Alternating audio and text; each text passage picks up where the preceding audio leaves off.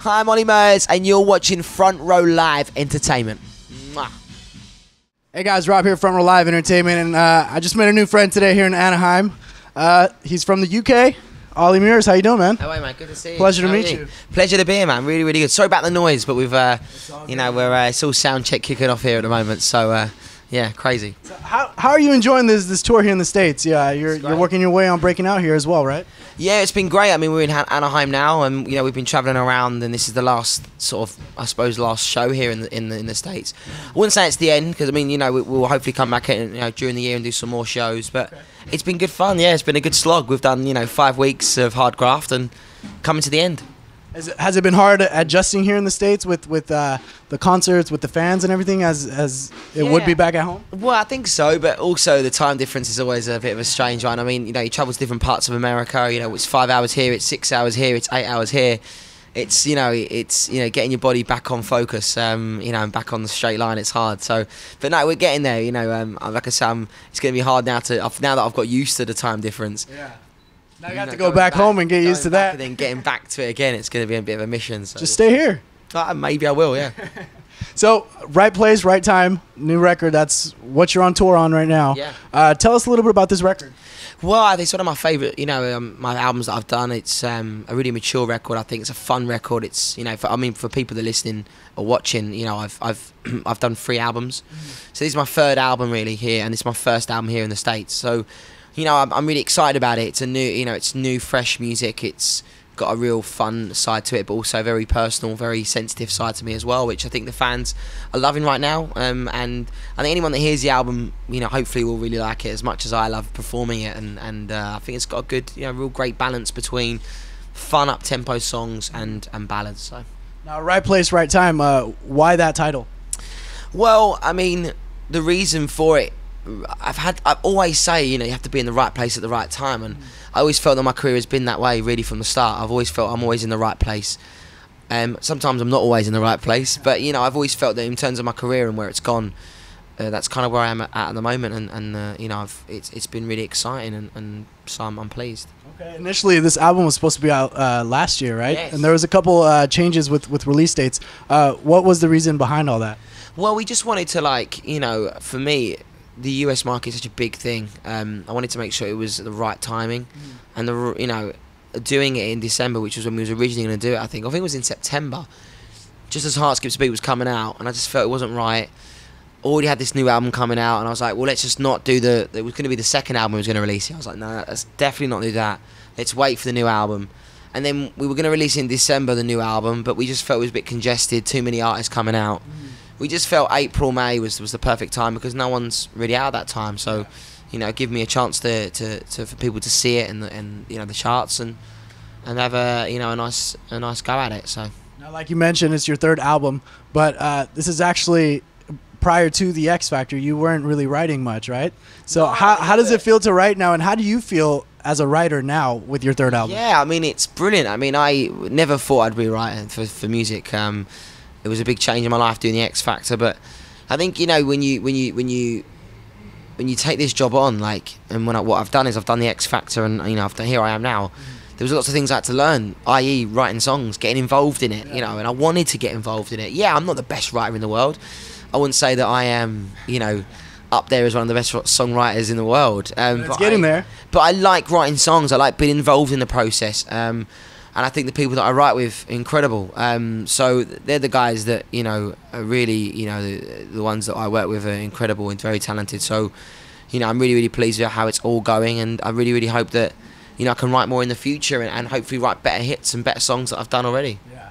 And also, I was looking at researching some of your stuff, and you wanted to become a pop star after you watched Justin Timberlake in concert back in 2002. Yeah, 2003, yeah. So is it safe to say that he's a big influence in the music direction, or in the way that you think of, how you're going to perform every night? Sure, for sure. I mean, I remember 2003 when I went and watched him. He was an incredible atmosphere, incredible performer.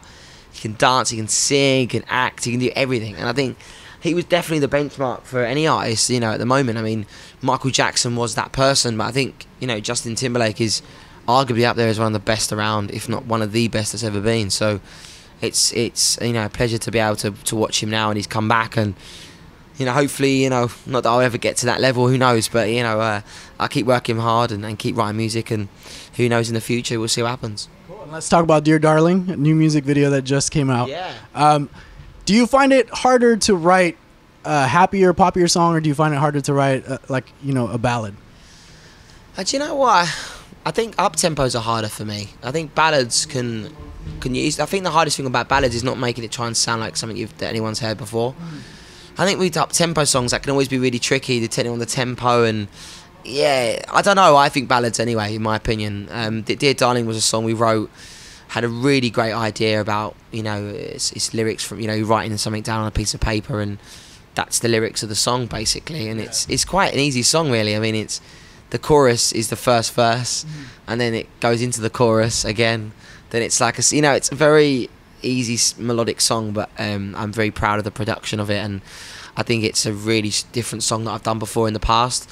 And you know, with the views on the video and the reaction of the fans and everything that's come with Dear Darling, it's been amazing so far. You know, I just checked today on iTunes. It's you know, 3 days. It's come out and it's gone up to number 20 already. Ridiculous, yeah. So I'm really pleased with the you know, with the reaction of this song, because I'm so proud of writing it with Ed Druitt and you know, Jim Elliott, the guys that I wrote it with, and they're great guys. So yeah, I'm excited about it. Now, how is an artist able to release 3 successful albums in you know, such a short period of time? I don't know. I'm very lucky. You know, normally I'd be in the process now of writing my 4th album. We'd be releasing that end of this year. But I decided that, you know, it was a conscious decision to travel around the world and try and get all the markets up to date. So when I do release my 4th album, that, you know, we can you know, hopefully release it at the same time across the world. But you know, I don't know.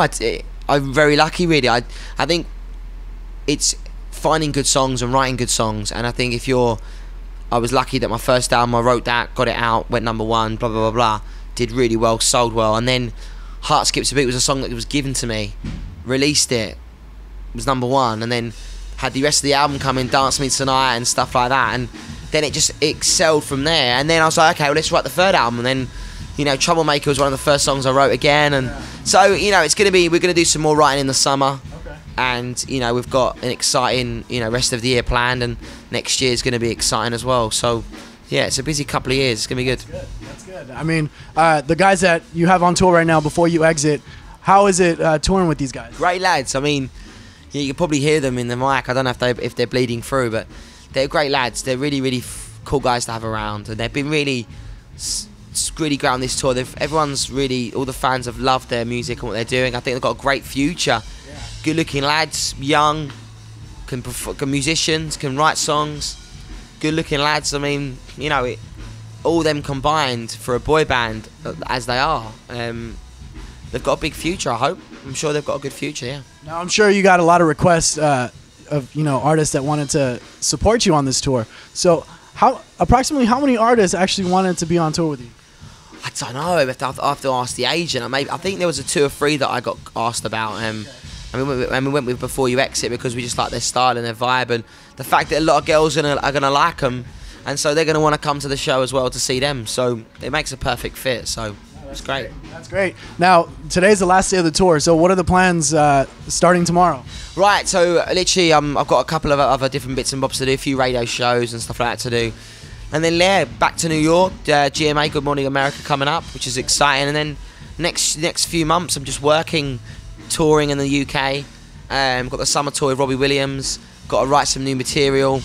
Got a busy end of the year, and then, you know, write a new album for the end of the year. Now, one last thing. What's the scariest thing with going on tour and having? You started with a couple people in the crowd. Now you have thousands, and you know, with Robbie Williams, it'll be insane. So, what's the scariest part about that? I think for me, it's being as an artist, is getting the right songs and the right set. I mean, also there'd be no one out there when you come out. I mean, I don't think you were doing your own tour. It's obviously, you know, people have bought tickets to see you, but obviously on the Robbie tour, I'm sure it's everyone's. Well, I know everyone's bought tickets to see Robbie, but hopefully a few of them will have bought tickets to see me as well. So it's going to be a great tour. It's going to be exciting, massive. I just want to make sure I get the best possible set, so that when the fans watch me and they go, "This is amazing. This is great," and then they invest in me and look at my music, look at my albums, look at what I've done, and go, he's the kind of guy that I like. And you know, that's the whole point for me on that tour. It's going to be good. Well, it's always a pleasure, and thanks for hanging out with me. I know you have a busy schedule. Check him out next time he comes out to the States. If you're in the UK, you better check him out if you don't know of him already. And his new record, Right Place, Right Time, is available now on iTunes. And be sure to subscribe to Front Row Live Entertainment. Once again, I'm Robert, signing out.